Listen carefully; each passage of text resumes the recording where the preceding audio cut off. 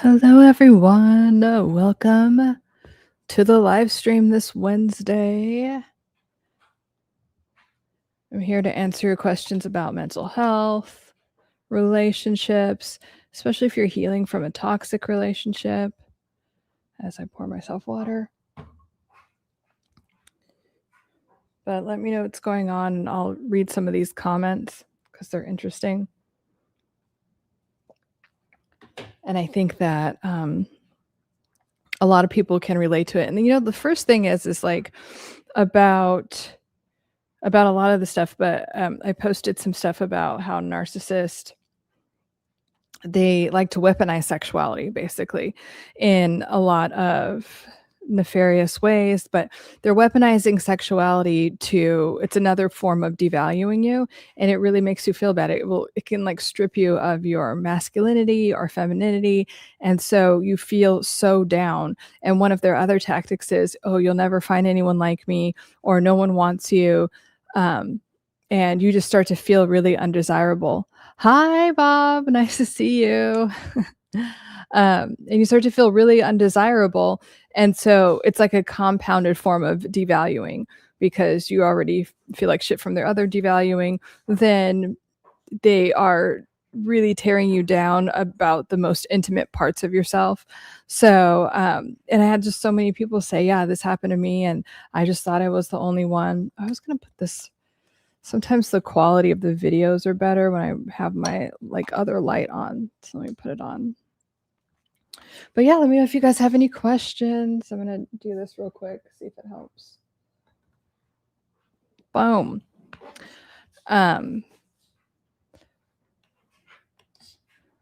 So yeah.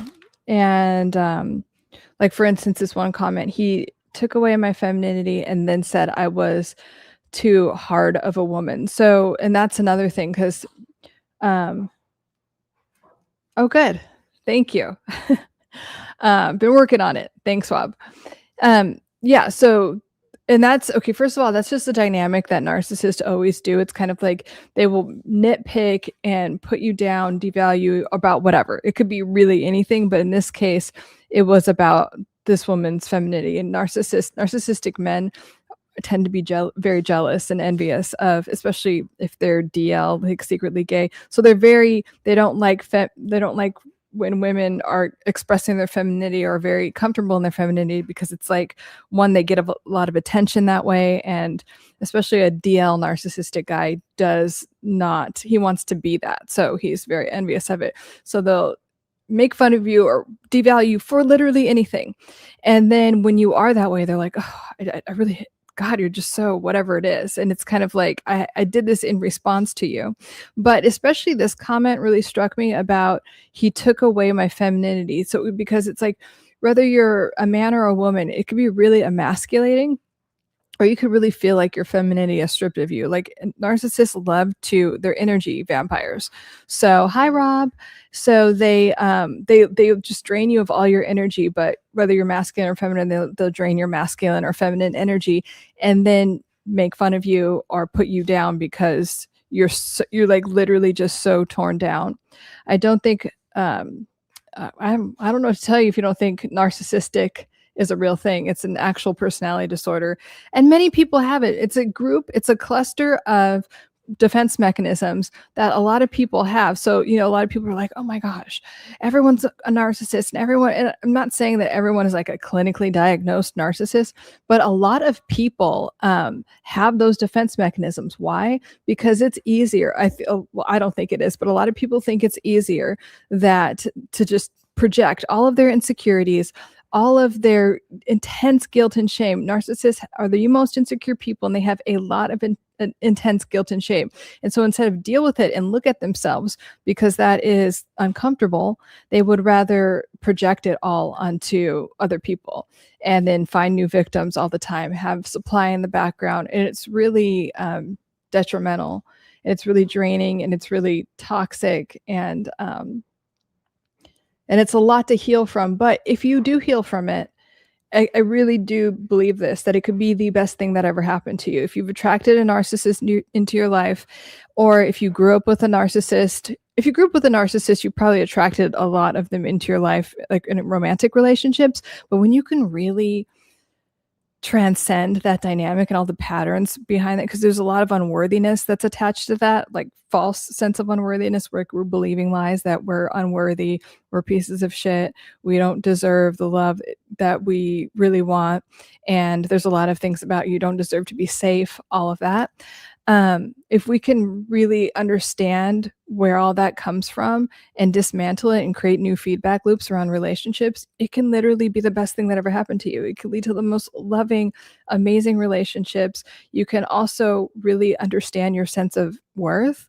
And then a lot of my clients, they get better jobs, they start that thing that they always wanted to do, and they're making 10x the money they ever thought possible. Like, I just, so many of my clients and core students, I think most of them, I really don't have one that's like, oh, my life's the same. All of them are like, I can't believe it. They're just overwhelmed with gratitude. They're like, I didn't think that like me just trying to get out of this shitty relationship would lead to this.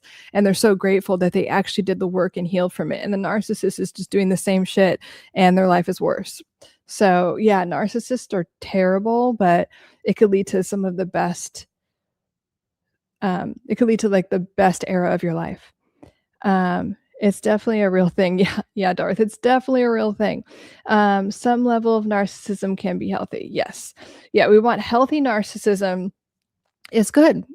That's a very, you need like a healthy amount of narcissism where you're putting yourself first and you're the main character in your life. If you don't, then we could get into some codependent tendencies.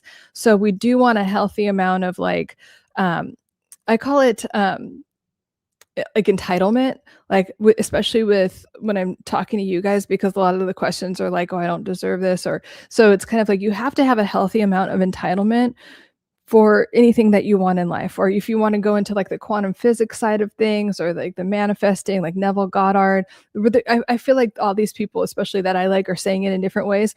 But like Neville Goddard says, like you have to assume like the outcome that you want, right? You have to become like live from the end is what he calls it. But he means like live from the space of like having the identity that you want in every area of your life: health, wealth, relationships, career.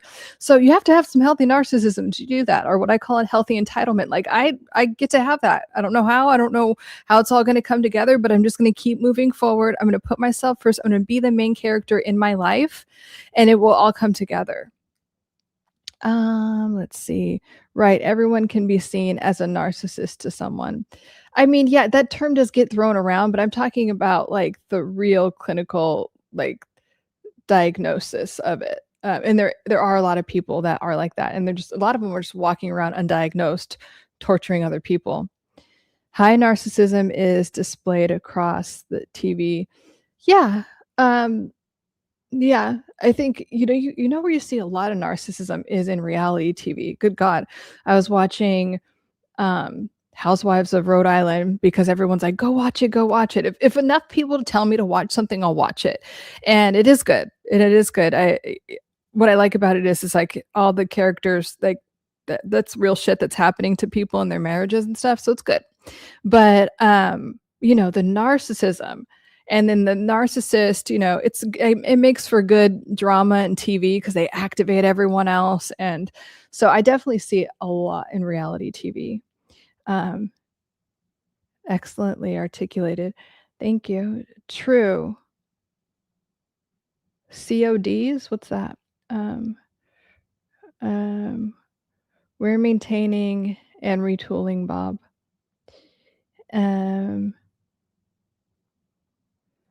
Let's see. With Bob, Penguin Blue, wearing tear. What does that mean? What are you talking about, Rob? Thank you.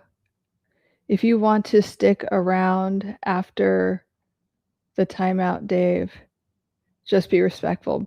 Everyone be respectful. I'm creating a safe space for you guys to talk about mental health, ask like real questions that you have questions about in your, relationships, or just anything at all. I specialize in helping people get over toxic relationships and narcissistic abuse. So if you have anything in that realm, I also have a background in neuroscience, and my neuroscience is to help you literally rewire your brain and reprogram your nervous system to get what you want. Because a lot of times people are like, why am I stuck in this, whatever it is, with a relationship, or like with this amount of money and I can't do this, or why am I afraid to go after? And there's just a little bit of rewiring that needs to be done. There's just some type of base belief, but it's a false belief. So that's why I always say, like, what lies are you believing about your ability to create that business, to have X amount of dollars, to have the real relationship that you want? You have a limiting belief. If it's not showing up in your reality right now, that's okay. We don't need to judge it. But what do you need to look at to dismantle that belief to really have what you want? I posted a video about the wizard Liz, if you know who she is. But anyway, she's this woman that talks about like manifesting and having, and she's like, oh my God, I'm a multimillionaire and I've manifested all these things. And then now she has a baby with this super toxic guy that is highly narcissistic. I think he has like really borderline tendencies. And she literally manifested, she has all these unresolved daddy issues. And instead of looking at herself, I think she's highly narcissistic. And so instead of looking at herself and dealing with them, she's just on the internet talking. And when she talks to her audience, she yells at them. It's weird, but a lot of people love her. And so now she's basically recreated her own trauma as she's trying to give advice to other people. And so someone in the comments was like, she didn't create that. I'm like, yeah, she did. We have unconscious patterning. If we don't address it, if we don't address those woundings, it's no shade. It's no, like, I'm not trying to put you down, but like your reality is reflecting some beliefs that you have. So all I'm saying is like, take a look at what's going on in your life, and whatever you want to change, think about the false belief that's attached to that, and then say, okay, this gets to be different. And really, it's just a decision. You're really just a decision away from creating a completely new outcome in your life. I promise you that.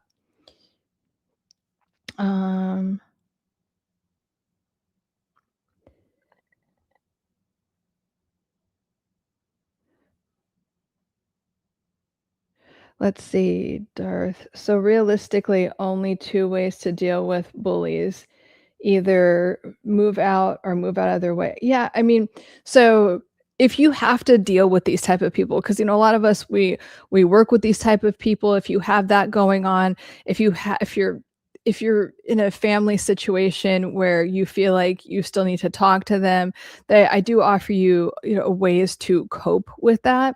But especially if there's a power dynamic. So at work, I see this a lot. And there could also be a power dynamic within a relationship. If there's a financial power dynamic, then you're going to need to learn how to deal with that until you can move out of that dynamic. And so, yeah, a lot of it is gray rocking, like not getting, because narcissists and borderlines, I mean, a lot of them that are untreated, they love the drama. They get like this out of it. So you want to just walk away when they're doing that and keep things very bland and boring. If you're co-parenting with one of these people, we're just talking logistics, and that is it. Let's see.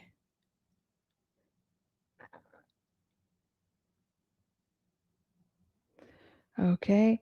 My kid's mom lost her dad at 22, and I believe she has a huge issue with men, plus 4 heavy older brothers, with complication being the youngest sister on top of everything. Yeah, that can be, and it's all about, like, it's really interesting because trauma is subjective.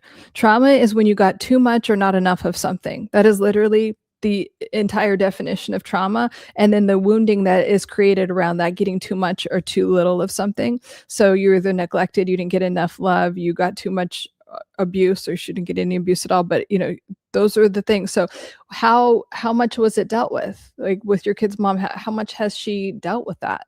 And did she have a chance to at 22? I don't know. Like there could have been a lot going on where she didn't even have a chance to like look at it or grieve it. And then if she has 4 heavy older brothers, so are they numbing out with food?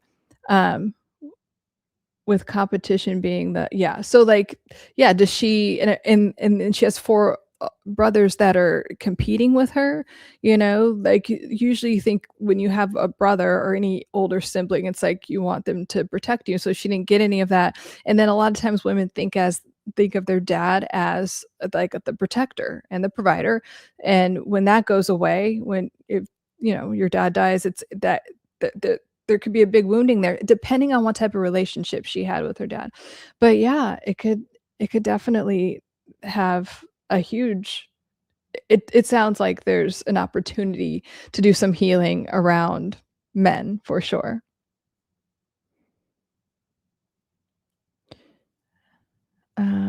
Like subset notifs.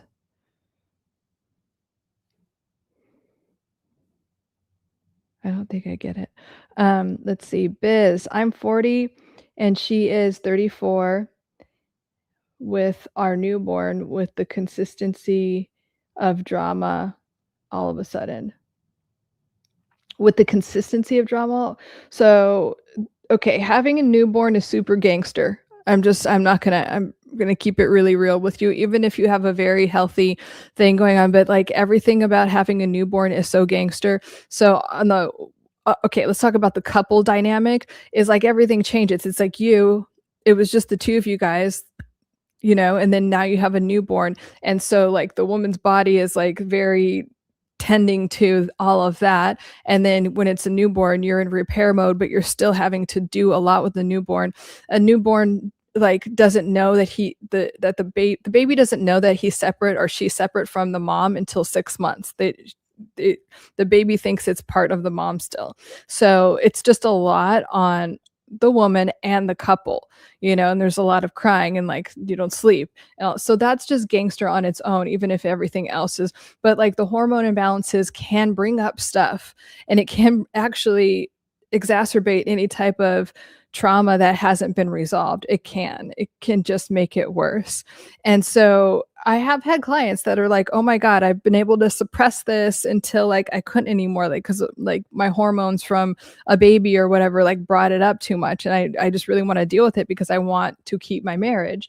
So it could be a wake up call. I'm not saying it's like a total bad thing, but like, you know, being in the newborn trenches it's a lot. So maybe if she's not seeing someone, maybe it could be time for her to do that. Because also when you have a newborn, a lot of women express like, I need to focus on me again, I need to feel like myself again. So like physically in every way, it's like a time to rest but also start to feel like yourself again, because you've, you know, had this thing that feels like an alien in your body and now you're like, it's just a lot, right? So maybe if she's not doing any type of therapy or personal development, she can start to do that amongst other things. But yeah, it's a hard time. Bob, if it's showing messages that are if it's I don't know if it's showing messages that are deleted on your end because you still read Dave's before. I'm snagging that. Oh, I don't think I got I got your comment. I didn't get Dave's comments. I just saw what you said. Like you put Dave in a timeout. Thank you. Bob is moderating and we very much appreciate him. Thank you, Bob. Thank you so much. Okay.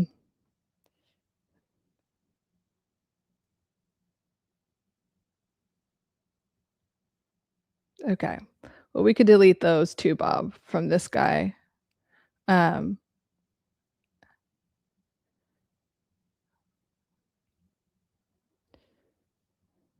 You know what? My eyelashes are super cute and I don't care. But anyway, let me know if you guys have any questions about mental health, relationships. And I'll go back to one of the Oh, Miss Priya had a question. Miss Priya is a regular here. I'll see if she shows up before I get all into that. So what's another one? I don't want to get into that one. Yeah, like just more of like the comments about like being so degraded by a narcissist. And again, whether you're male or female, like narcissists just like to be very degrading. So your self-esteem is so low. So you're feeling everything that they feel. So again, they're always offloading all of their guilt and shame and all this disgust, the true disgust that they feel about themselves, because narcissists really hate themselves so much. And so they do all these different forms of degrading, including sexually, to put you down. Let's see. Okay, good.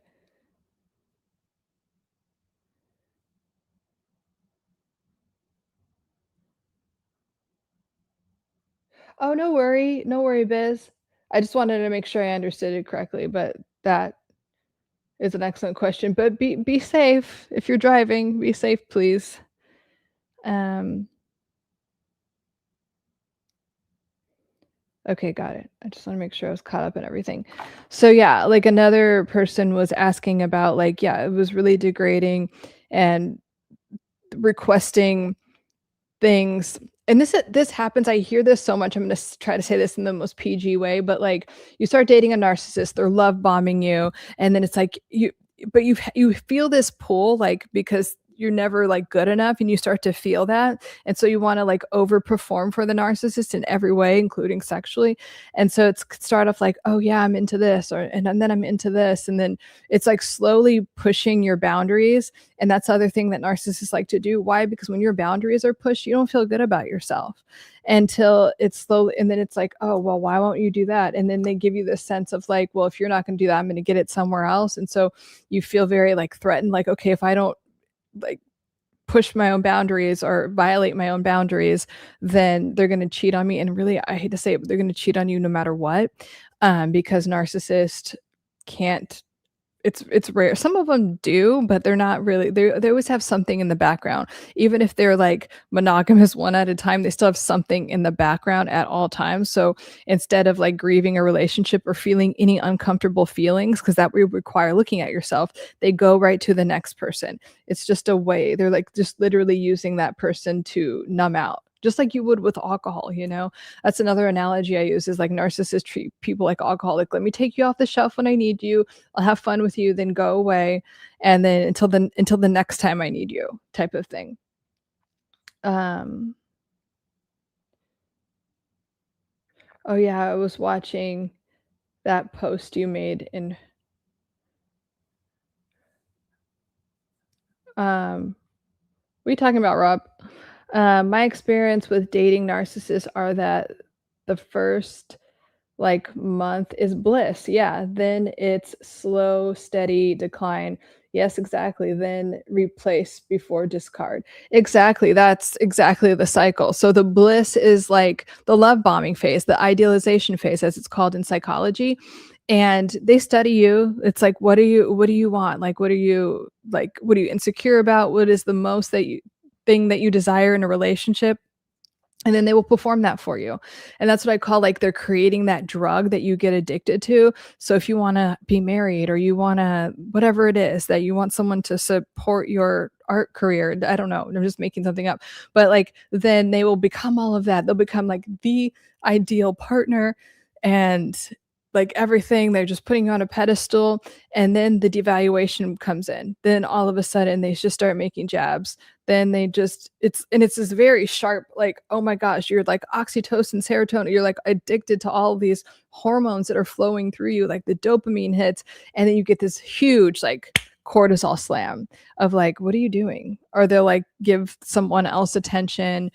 And it's very dysregulating, right? And then it just gets more and more. And then sometimes they'll go back to, because then now you're jonesing for that drug they created of the love bombing, the idealization. You want that back. You want to feel like amazing again. So they give it to you a little bit, then they'll devalue more, give it to you a little bit. And then all this drama starts to, until they discard, and then they start hoovering. You know, they come back, they're in your DMs. So like, oh, I miss you, whatever it is. And they'll start the whole process over again. But yeah, and then they have someone in the side always.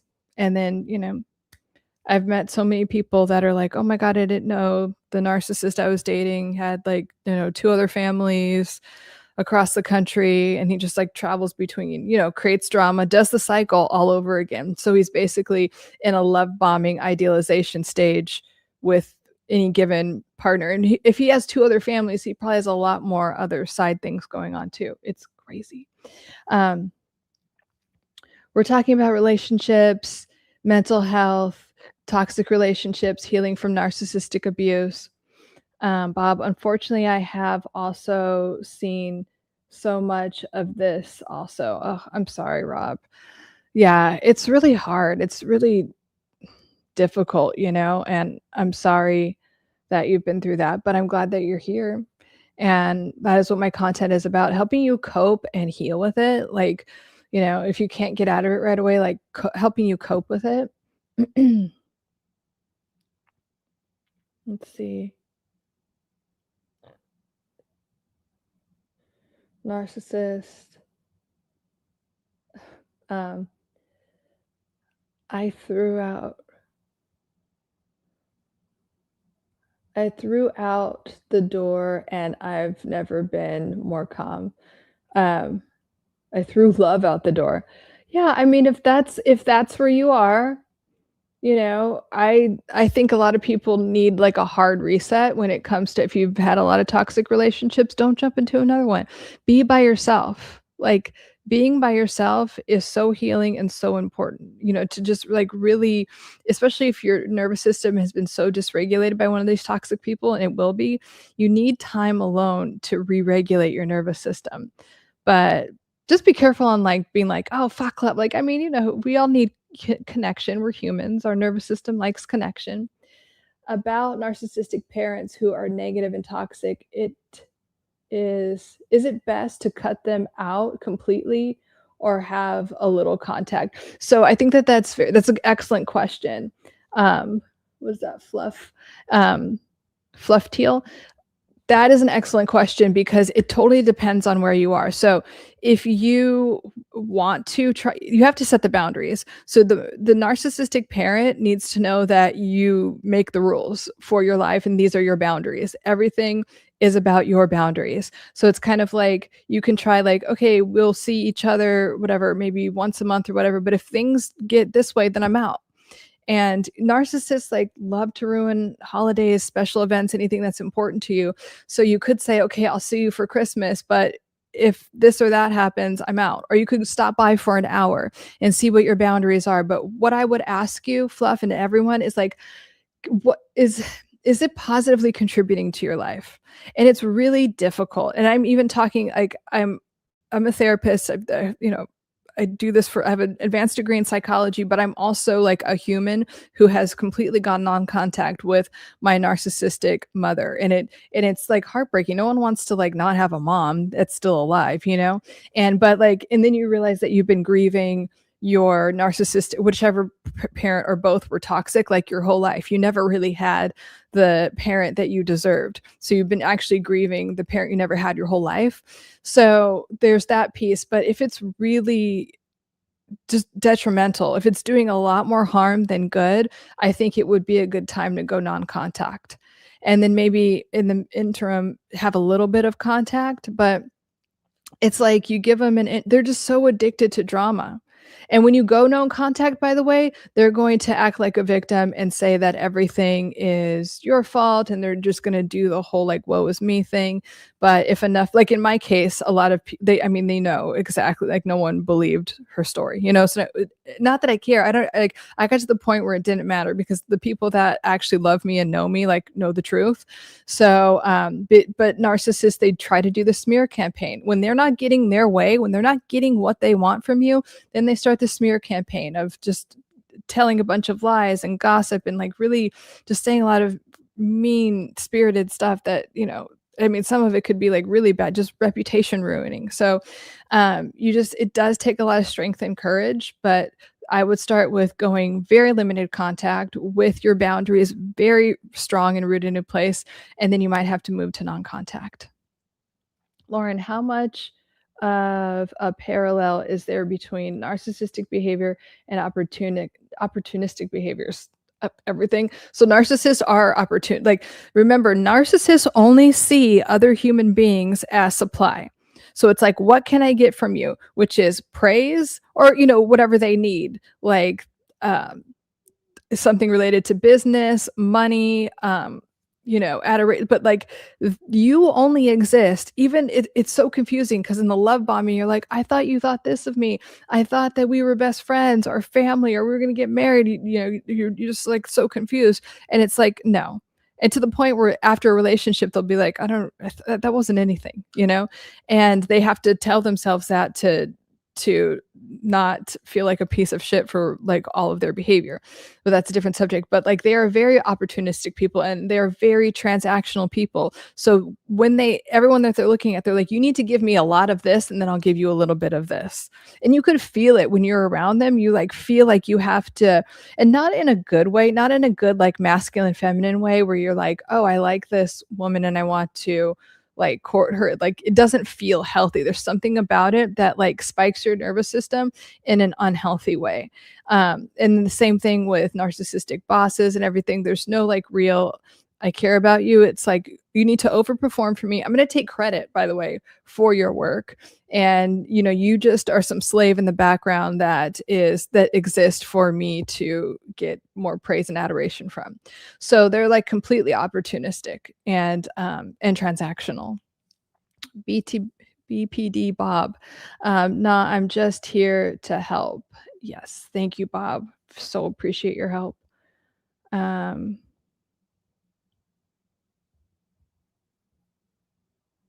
Yeah, no negative self-talk here.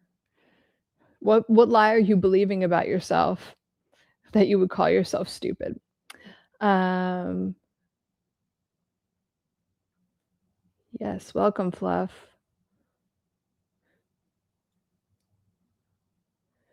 Jesus loves you too. Thank you. I guess you're right if you Yo Menge. I guess you're right if you want to love, you have to try to not put other people through something you don't want. Or I don't want to know. I feel like you could drag someone through something both of you don't know what you want. Oh, if you don't know what you want?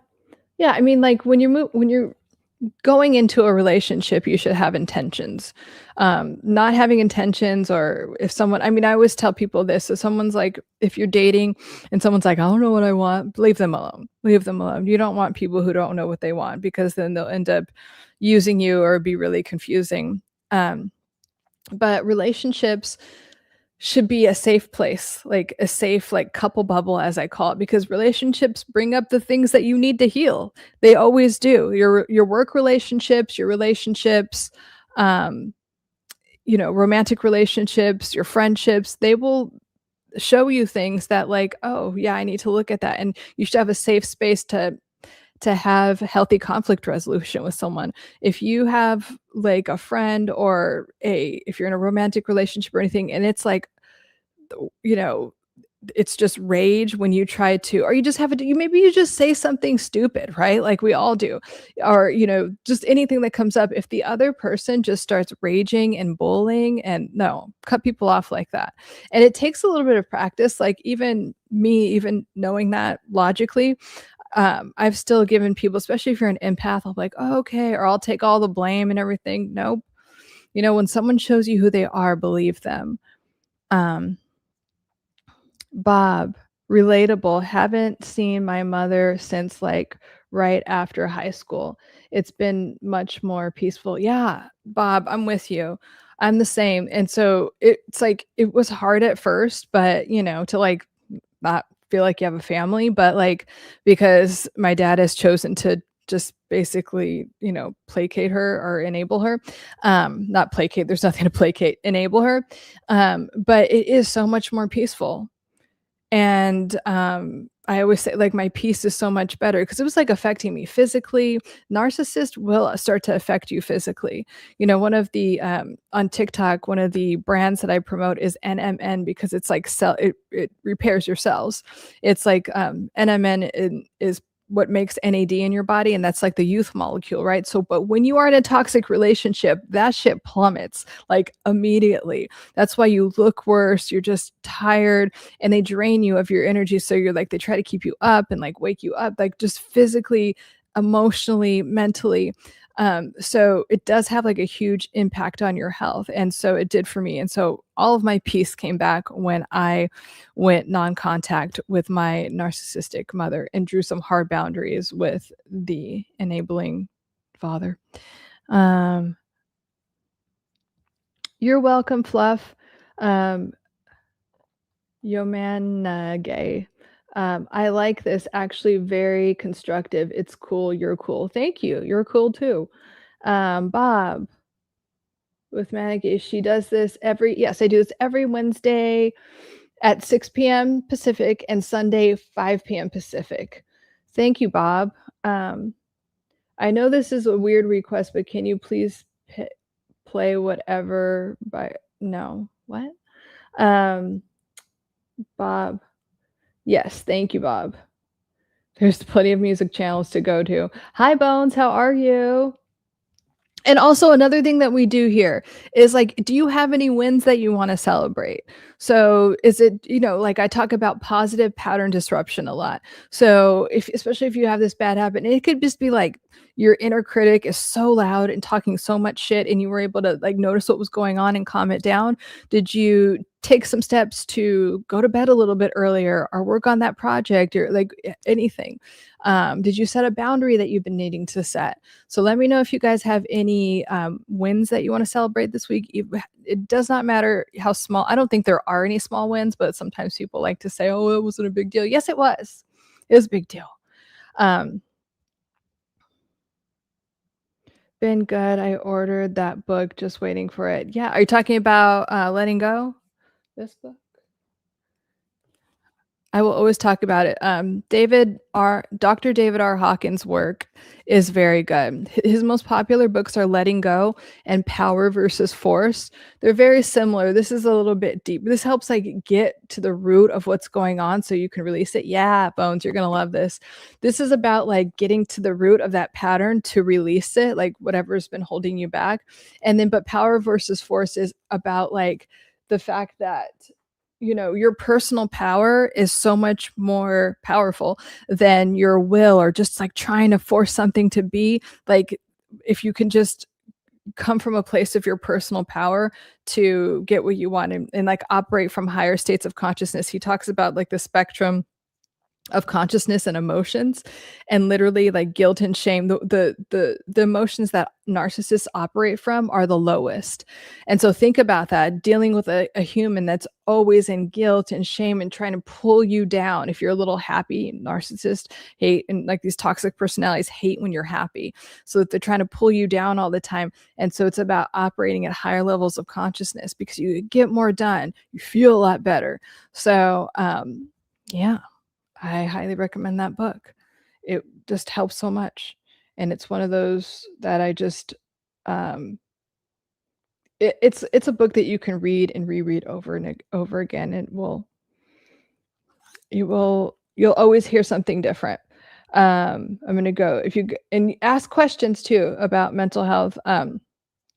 And so, this was just another comment that I got about this. This one was intense. Like this lady was just like, this guy had like literally over 15 kids with different like sex workers and criminals, and but he also targeted those type of people because why? Like those are people are very like sex workers and like drug addicts and like they usually have like deep addiction issues, and they're easier to manipulate and control, but also their self-esteem is very low. If you're someone, we talk about this a lot, like being in recovery, being clean and sober, but like those compulsive behaviors and addictions are trying to numb something out that's very painful. So narcissists do like to prey on those type of people, even though narcissists often have addiction issues. I actually have never met one that doesn't have an addiction issue, because when you refuse to look at yourself and take accountability for your behavior and look at like the root of where things come from, you have to numb out. it's too much to look at. So even when they're by themselves with their own thoughts, they're like drinking or shopping or whatever it is, even gossiping, drama. Like there's so many addictions that you could have, but I've never met a narcissist that is not an addict. And then if you know like someone that is a severe alcoholic or drug addict, you can see it just mirrors narcissism so much. It's like everything is about them, everything is about their addiction. They're very selfish people when they're really in the depths of their addiction. So that's another aspect that's unfortunate as well. Let me see other comments that I got that I wanted to address. And like this other thing that I always get is like, you know what? We need to take these people down. And I'm like, no, you don't. You need to learn the lesson from them. Like you need to view these people, or I'm very much inviting you. I never tell you what to do, but I'm always inviting you, like anything, any rock bottom moment you have, the point that you don't want to get revenge, especially with a narcissist or borderline or any of these personality that they're, that are just untreated and refuse to work on themselves because they like that drama. They're like addicted to it. So they're like, yeah, give me more of that drama addiction. Like, I don't really care. So, but the point is to focus on you and your healing. I'm telling you, it could be the best thing that ever happened to you. Like healing from one of these toxic things or any rock bottom moment could be the best thing that ever happened to you guys. Interesting. I never connected the addiction part to narcissism, but it tracks. Yeah. Yeah. I mean, that's why in AA they say stop looking in the mirror, like put away the mirror and get out the binoculars, meaning like look at other people, pay attention. That's why in AA service is such a big part of it, is being of service and you're not supposed to have a relationship for a year if you're, single. So you could just completely focus on yourself and help others. And then Alanon, which is the counterpart to AA, which is like a lot of codependent people, like they say, like put away the binoculars, like stop trying to look at everyone else and save everyone else and look in the mirror. So, which is kind of gangster, but I love it, because it's true. So, but yeah, I mean, that like if you've seen like that type of addiction, and like also addiction, it's like you're in like this kind of like scarcity survival state, and people that are in scarcity like survival states, they're selfish, and like maybe you've been there where you're just kind of like all you're thinking about is the addiction or like getting this thing done or surviving or whatever. It is kind of narcissistic in that way. So we want to get out of those addictive compulsive behaviors. And if you are around someone like that, are they helping themselves? If they're not helping themselves, it can be painful, but I would highly suggest distancing yourself from that person. Addiction comes in all forms. It does. You can literally be addicted to anything. I remember that show they had about addiction. I forgot what network is on, but like, I mean, one girl was like addicted to eating toilet paper. I mean, it could really be anything. All addiction is an it's not even an inability, because it's defined as an inability to be in the present moment, but really it's like a not being willing. I would like to put it that way, because you can get over an addiction. So it's not being willing to be in the present moment. So you're trying to numb out. There's something that you don't want to look at, something that you want to suppress and numb out to.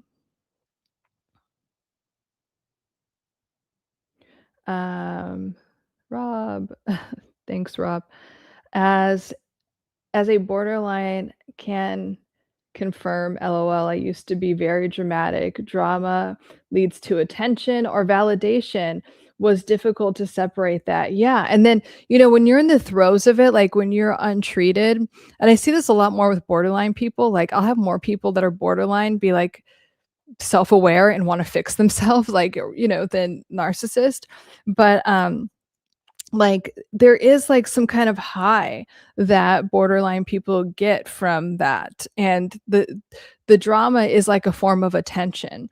And the other thing is like even the drama, like the difference I see also with borderline people, and I'm not saying that you did this, Bob, but like I do think it's interesting, because I was dealing with a client earlier today who we were talking about this, is that they use their their sexuality to just like numb out, or to like they'll be mad at, and this is bad, but like they'll be, because they cheat a lot, they'll be mad at their partner and then they'll go bang someone else and just to feel better about themselves.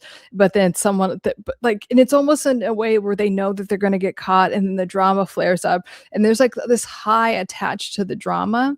Um, and but so both narcissists and borderlines like really love the drama, but in different ways. I've noticed, but there is an addiction to the drama. And so when you start to work on yourself, like you don't even, it falls away. You know what I mean? You don't even want to, you're not even drawn to the same type of television. You're not drawn to the same type of people. Your tolerance for things gets really low in a good, healthy way. Um,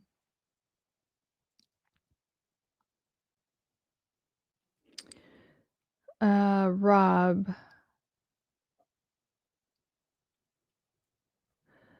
let's see. Bones, I thought you were talking about the show yeah, that's the show, Intervention. Yeah, that show's gangster. But it really did show that like all these forms addiction can come in, and you know, interventions don't really work that often in terms of long term, you know, because people have to really hit rock bottom on their own and want to be better. And a lot of times, but it was a good like demonstration of like how people enable it. The best, most well-intentioned people, you know, but enabling other people's addictions because they love them and they don't want to see them die. And so it's a really, you know, healing from addiction.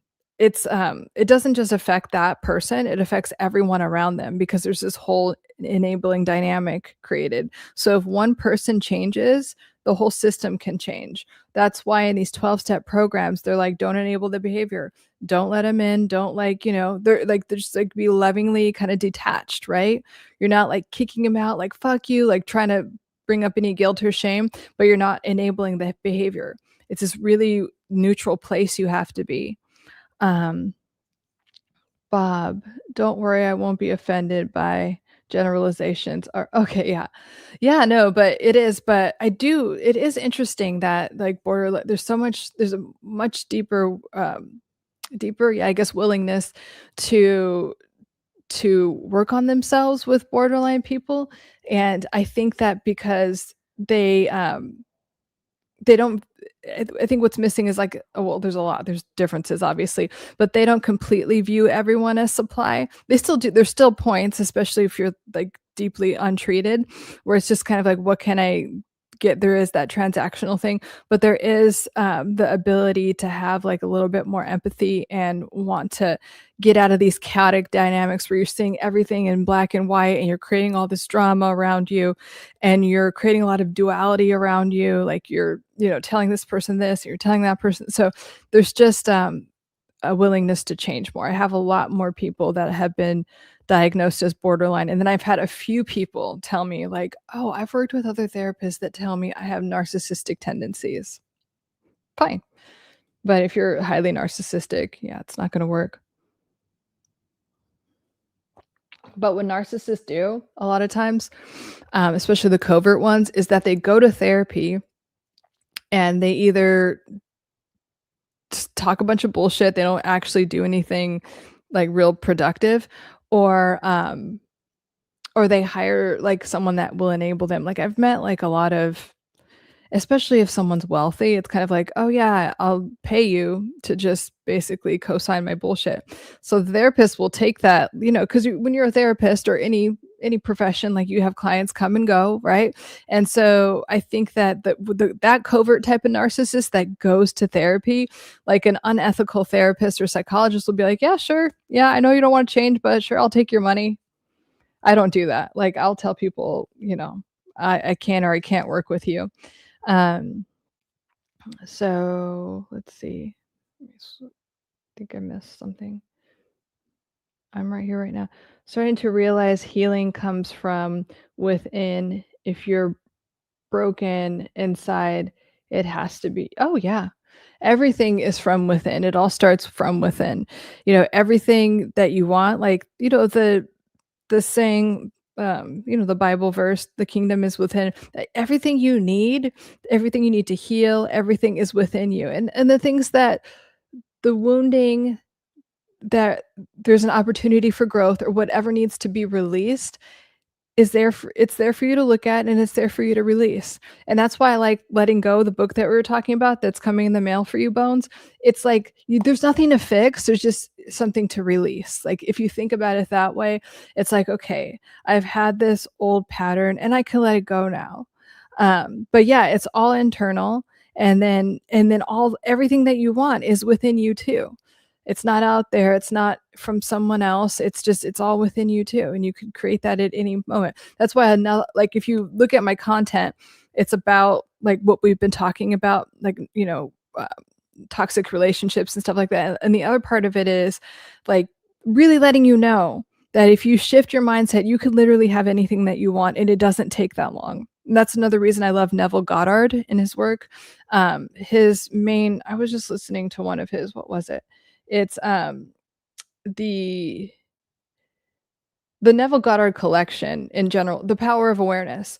I love that book because it's so simple, and yes, it's technically he was like the godfather of manifestation. He went around teaching people before, like, this was like in the 20s where it was like people really didn't know about this, and he's like, "No, you can train your mind to create anything that you want in life without worrying about the how." And he has all these examples of people, like, needing money, and it's like, how that can, and it just does. It's like if you can focus your mind, and he uses a lot of Bible quotes, but even if you're not into the Bible, and like, but I just the referencing is good, but like it's so true that I want you to know how powerful your mind is. And sometimes in these toxic relationships, or your just own inner critic being so mean to you, you forget how powerful you are. So, um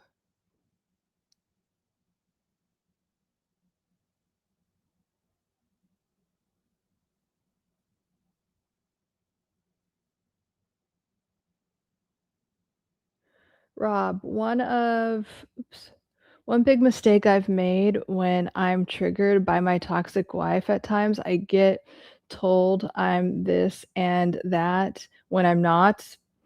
They like to do that. They like to tell you exactly what you're not, and you're like, "Are you crazy? You're Of course I'm not." And then I say to myself, "Okay, you wanna see the bad guy you claim I am?" I totally Rob, thank you for bringing that up because I know a lot of other people that happens to them. So when when the narcissist or toxic person, or or someone with intense anger issues, they are literally addicted to the high that they're getting from being angry and the drama. They're literally addicted to it. So they need to get their hit. And so they know what will trigger you. And so it's like, I know if I tell him this, like, it's going to trigger him. And so you get to detach from it, and you get to, like I said, you can look at her and then walk away. And she might yell and scream and follow you in the other room. And it's just, that's your boundary now. I don't respond to things like that. You know who you are, and it's not that. And it's like, once these people know that they cannot get their drama hit from you, then things start to change. The dynamic starts to change, and they'll either have to work on themselves, or they'll have to get their drama hit from somewhere else. But it's not going to be from you, and you just don't tolerate that behavior anymore. It's kind of like, I'm Rob, the sky is blue, and I don't tolerate that behavior anymore. That's just it. That is my life, and if you don't want that, then don't be around me, type of thing. And it sucks that you have to have those strong boundaries with someone, especially that's like a family member or your spouse, but it has to be that way, or it's just going to be too much for your mental, spiritual, physical health. It gets to be too much. So these really hard and strong boundaries come up. But that's just such good awareness, Rob, that you're like, I do that. That's where I get sucked in. I allow myself to get sucked in. But if you know your truth and you know that's not true, then you just have to be, as triggering as it can be, you get to just not say anything and walk away. You might have to leave the house, I don't know, like, but you get to detach from that.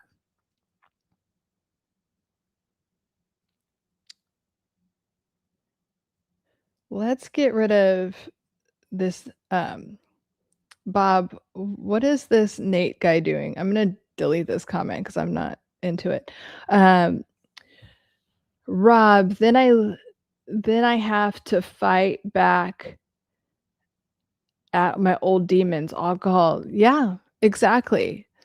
Exactly right. Well, thank you for your vulnerability and saying that. And then it just triggers all of those things that, because what I'm hearing when you say you want to fight your demons of alcohol, smoking, women, it's kind of like you want to numb that rage that she triggered in you. And so like what can you do in a healthier way to like numb that, or not numb, but release that rage? Because when you want the smoking and alcohol and things like that, you're trying to suppress the rage that she brought up, which a lot of toxic people do. I've been in relationships where like I'm like, oh, I want to drink. I'm like, why do I want to drink so much? And it's just like, oh yeah, I don't want to feel all these feelings. So, you're not alone in that. It is a very common response to when you're in relationships with these people to numb out in some type of way.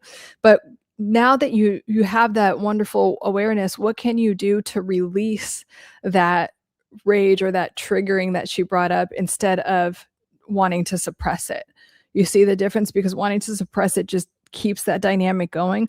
But if you can release it, you'll get to a point where she'll try that and it won't even affect you. You'll be like, oh God, you won't even need to leave the room. I feel that, Rob. Yeah.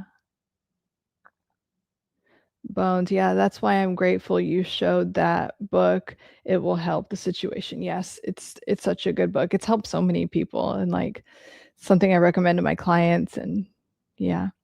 Oops, I missed that other comment. Yeah, I was just like, what is he talking? Shut up to him. Rob, so that's what I to keep at bay at times, from time to time. I got it under control. I'm more mature and recognize the triggers faster. That's great. And halt them. Good. But man, it's tough. I know. Gotta give myself gotta give myself a pep talk to chill. Good. But that is a good, another good thing is like, can you create a pause? Because the pause is the first part of positive pattern disruption. You have to have that pause instead of completely just reacting like you always would, right? If we're creating a new feedback loop, and we're creating new neural pathways, we have to pause and notice like, oh, this is a pattern and I want to do something different now. Okay, so that's exactly what you're doing, Robin. Yeah, it is difficult, but I promise you it gets easier. The more you work that pathway and that behavior pattern, it will be, and all of a sudden it's like your brain knows, and your limbic system, because that's where it's triggering from. That part of your brain that like controls your heart rate and your breathing, the unconscious stuff, that's where it gets triggered. So what you're doing right now is training the limbic system part of your brain, like, oh, we don't react to things like that, right? So it is good that you can take a deep breath, give yourself that pep talk, and chill. And if it is also, and this is, I'm going to loop in some inner child work here, because sometimes when we're told things that aren't true about ourselves, they're triggers from an abusive parent telling us the same thing. I mean, we may or may not even be aware of it, but if you are, and that is, just talk to your inner children, just be like, you know what, I'm like an amazing, however old you were, like 8-year-old, 15-year-old, 20-year-old, and you're doing amazing and you're doing great, or whatever you need to say to that version of yourself to calm that down. Because a lot of those triggers are just old wounding from not feeling adequate enough, not feeling lovable enough at different ages in your life. So as you're giving yourself those pep talks, Rob, if you could, it might be beneficial, you could give it a try and see, to do some inner child work around that and talk to that wounded previous version of you. Big Pontiac, what's up? How are you, Big Pontiac? Wanted to check in. Greetings. Glad you're here. Glad you're checking in. How have you been? Do you have any wins to celebrate so far, Big Pontiac? Rob, and not go backwards. Yes. Yes. And like, that's the thing. I hate to say this, but like toxic people, like they want you to go backwards because they're not doing anything to work on themselves. And they're just so deep in their addiction to drama and anger and all these like very like heavy, gross, toxic emotions. So I hate to say that, but a lot of times they don't want the best for you. So yes, you keep up your progress. We're moving forward. Even when we take a step back, sometimes we learn from it and then it propels us forward even more. So it's not about being perfect all the time. But yeah, we want to learn, we want to notice when we're doing that, create positive pattern disruption with that pause, and then keep moving forward. Bob, you ever try DBT, Rob? Yeah, that's a good one too. Helps me a lot when I'm in my own head and triggered. So yeah, that's a form of cognitive behavioral therapy, and it's called dialectic behavior therapy. I mispronounce that a lot, but it is a good. I should make some videos on that actually. I'm gonna make myself a note. Thank you, Bob. That's actually a good idea, a good thing to make videos about. DBT, DBT therapy, because there's so many different ways you can do it depending on what's going on. And I'll make one about like when anger comes up first. Just for you, Rob, and everyone else that has, because yeah, that is very helpful. Bob, you're right. Bones, Rob always talking myself out of shit. That's normal. Oh, yeah. Rob was talking myself out of shit. Yeah, right? Because you have this inner critic that is trying to keep you down, and that's really just a big cluster of like old beliefs that aren't serving you. They're fear-based beliefs, and your inner critic is like, yeah, like go, like wants you to do the thing that is not good for you and wants to keep you down. So if you could just pause and be like, okay, I don't really need to listen to my inner critic right now. What is the highest and best thing that I could do for myself right now? Like what would actually be most beneficial to my mental, physical, and emotional well-being right now?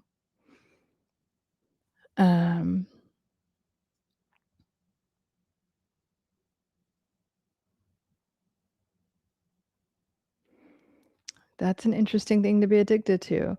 Rob, the Bob what's DBT, but yeah, talking to self is chill, better than other alternatives. Yes. It's definitely better than other alternatives. Like an arrow rest in your shin. What's that mean, Bob? Like an arrow rest in your shin? Um,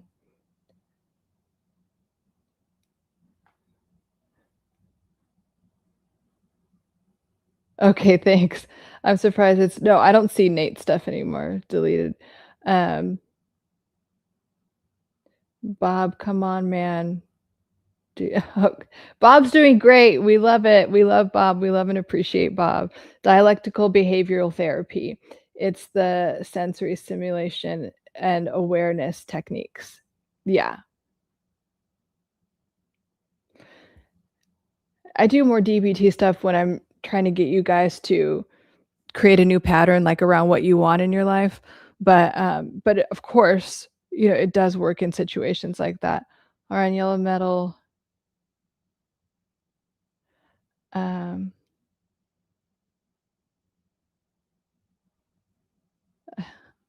you're doing great, Bob. Seems like she can still see whatever. No, I don't think so. Hey, J Ro. Man, it's be one of those. Oh, what's been going on, J Ro? Greetings. Thank you so much for Lauren the feedback. Oh, you're so welcome, Rob. Um, I we love your feedback. Thank you for your vulnerability and sharing, because it also helps so many other people to know that like they're going through. I mean, like I told you, Rob, when the first time you were telling me about your situation, like I grew up with a mother like that, you know? And so it's like if you have that going on, and I like there's so many people that have been there. Even in like a lot of you guys were saying, "Oh, I've been there," you know? So it's very helpful. So thank you. Let's heal and become the healthiest versions of ourselves. Yes. Boom. I love that. Let's do that. That's what I'm here for, you guys. Like, what all my content is about, what all of my courses are about. Well, I have 3 courses, but like my courses, and this space I'm creating for you guys to just have like a safe container to talk about things and become the best versions of yourself. We're here to evolve all the time. It's not like this like level up, like I don't mean it in like a hustle culture way. I just mean like your soul wants to evolve. I really feel like your soul wants to. I really personally believe that you have like God consciousness running through you, or whatever you call God is running through you, and it wants to expand. It wants to be like whatever you want. It's because like God put that desire in your heart for, and it could be something about traveling. It could be something about a relationship or the amount of money like you. So the point is that we do these things to be the best version of ourselves so we could have those things and expand in a positive way. DBT is a godsend for, yes, it is for borderline personality disorder. If you can pause long enough, I can stop myself from doing anything. Yes. It's like, how much pause can you create? Absolutely. DBT. Yes. Bob, that comment was a response to Shin. Okay.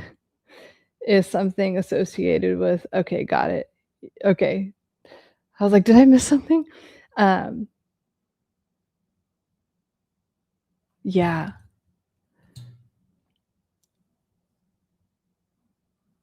Awesome, you guys.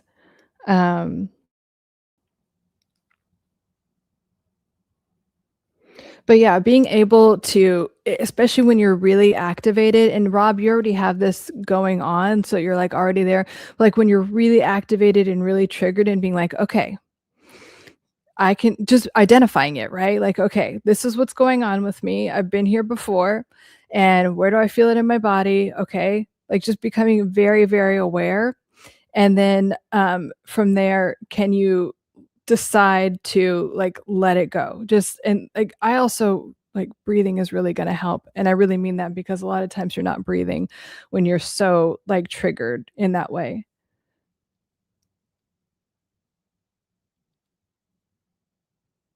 Oh, thanks, Bones. I hope you have a good night too. Take care, Bones. Pleasure to have you. Yeah. Let me know if you guys have any other questions, or I'll wrap up. Excellent questions, and thank you for sharing. And again, I'll be here again on Sunday at 5 p.m. for Soothing Sundays, where we get ready to have an amazing week. If there's any Sunday scaries that come up, we get rid of them on Soothing Sundays.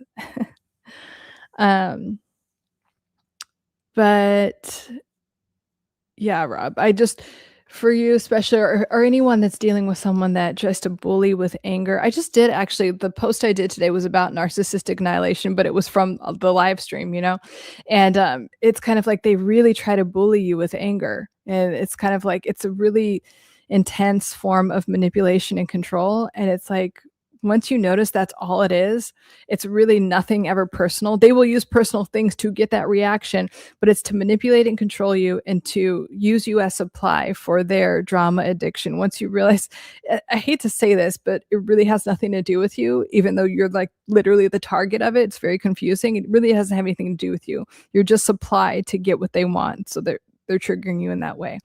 But once you can see it for that, it's a lot easier to let go of. I'll be waiting for the book. Yes, I can't wait to hear how and just savor the book. Like just, slowly. It's a lot to like, I mean like a lot of light bulbs go off, I feel like, when you're reading it. Lauren, Soothing Sundays. Yes, that's Soothing Sundays. Well, again, let's thank Bob for helping moderate. I so appreciate you, Bob. Thank you so much. I didn't know how much I needed that, but thank you. I so appreciate you. See you all. There's okay. Have a nice week. Yes. Narcissistic annihilation. Interesting. I have never heard of that term before. I'll look it up. Oh yeah, that is when you confront a narcissist and they have nowhere, they can't manipulate or control. Like they can't even gaslight a little bit, and they get really upset. They're like, okay, fine, can you just stop talking about it? I'm like, no. And so you have to be like, yeah, no, you did that. And then they just it's literally like they're dying because I hate taking accountability for anything. And it's like they're experiencing death because it's just so much. It's like this implosion of guilt and shame, and they don't like it, and they will probably start to rage. Salute to Bob, yes. J-Ro, off topic. My pops used to say, if your dreams are in color, it's real, but if they're in black and white. I don't think that's true. I think some people just dream in black and white or color. Big Pontiac, good information again. Hope people appreciate. Oh, yes, thank you, Big Pontiac. I think that they do, and I appreciate you, Big Pontiac. I appreciate all of you guys. Well, so good to see you, and I will see you all on Sunday, okay? Thank you again for all the great comments, and thank you again, Bob. Yay. All right, guys, I will see you. Oh, Bob, one question I was recently informed a younger girl in music class I'm helping with NPD. What should I look out for? I'm tasked with watching the kids. Oh, so you were informed that one of the girls has narcissistic.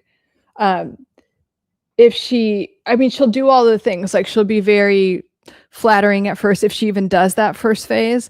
But because if you're an authority figure, so are you the teacher in the class? Because if you're an authority figure, she'll either like kiss up and do all the things, or or she'll go straight to like smear campaigning. And so just look out for any of the manipulation and control tactics, and also look out for, if she has any flying monkeys, like any enablers in that way. And borderline people, especially if there's a power dynamic, she should be contained if your boundaries are very strong. If your boundaries are super strong and you just ignore her when the manipulation and those tactics come up, just literally like don't give it energy, it should be able to be contained, because you're not like in that close of a relationship. If she's just a student, then it should be okay. But yeah, I would look out for those things. Just trying to be a little bit too friendly, trying to pit kids against each other, and like if she does have enablers, watch out for them. If she's bullying, some of them like to bully. So and then just have the boundaries really strong. For boundaries, got it. Just was worried about being more sensitive because she's younger. Yeah, I mean, just be very strict with the boundaries, and then also, just make sure she doesn't accuse you of anything, like that whole thing. I mean, I actually feel like borderline girls do that a little bit more, but you just never know, like, because narcissists, they don't like authority figures, so they try to take authority figures down sometimes.